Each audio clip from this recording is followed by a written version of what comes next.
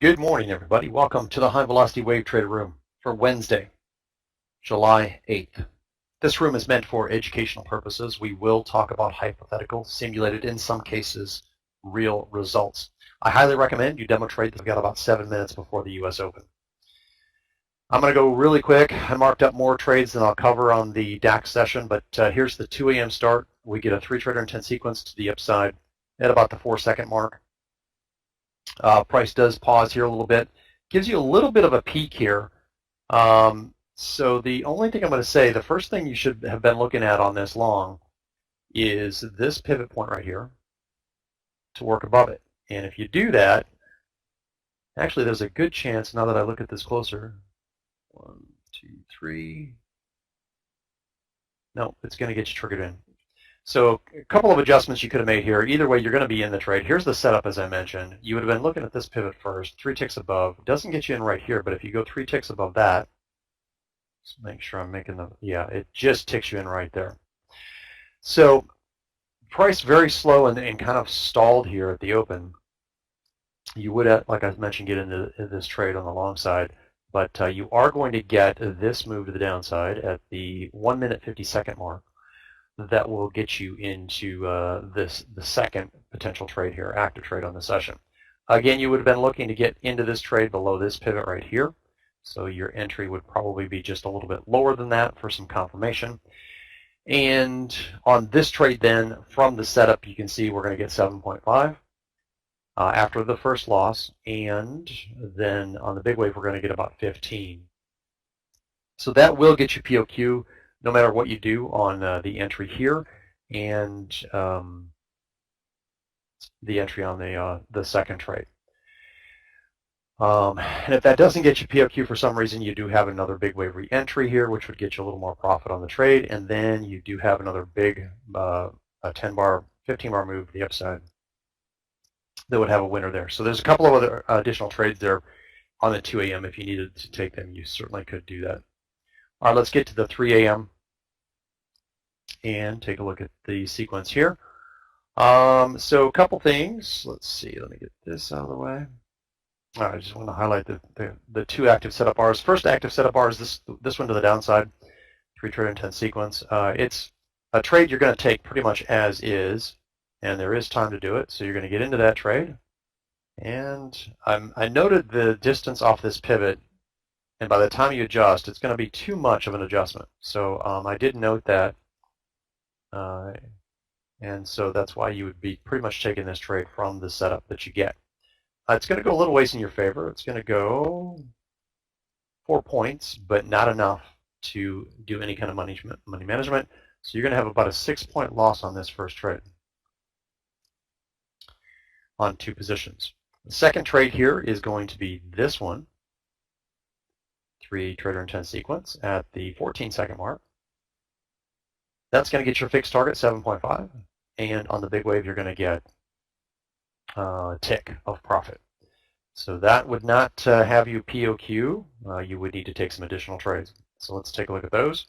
Next trade is a 10-bar move to the downside. 3-trader intent sequence is right here, but a couple things going on here. This price action prints pretty much all same second, and then you've got this major pivot right here to work with and to give you some guidance and in asking for confirmation to confirm to get into the trade. So what you're going to have here, you're going to put your sell stop in. You're ready to go short on this one below this pivot, and price shows you right here that it's respecting that area. So this is going to be a virtual stop out, and in this case, what you do is you put your sell stop on. You've got your virtual stop, which is up here, 13 points away. That's what gets hit, so you then take that sell stop order off. That would put you into chop mode for a little bit. You can see here, easy 7-bar breakout. And this is kind of unique right here in that we get a trade the opposite direction. That can happen. As long as price action doesn't come back into the center of the zone and gives you that setup, that's good to go. So you had this really strong breakout, 10-bar move, pull back. There's your 3-trader intent sequence to take the trade.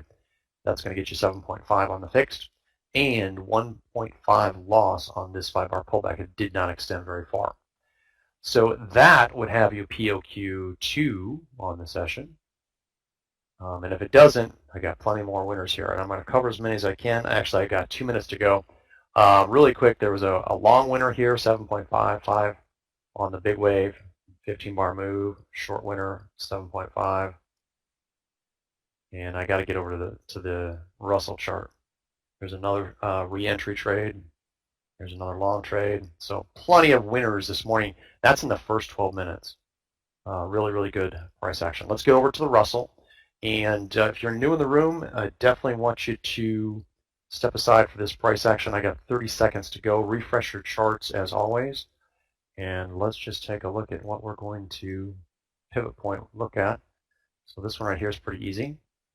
This one right here is pretty easy. And then you've got some lower. Well, I doubt they'll come into play, but that right there. And there's one over here that matches this guy. I'll bring it across right there. All right, let's get ready to trade.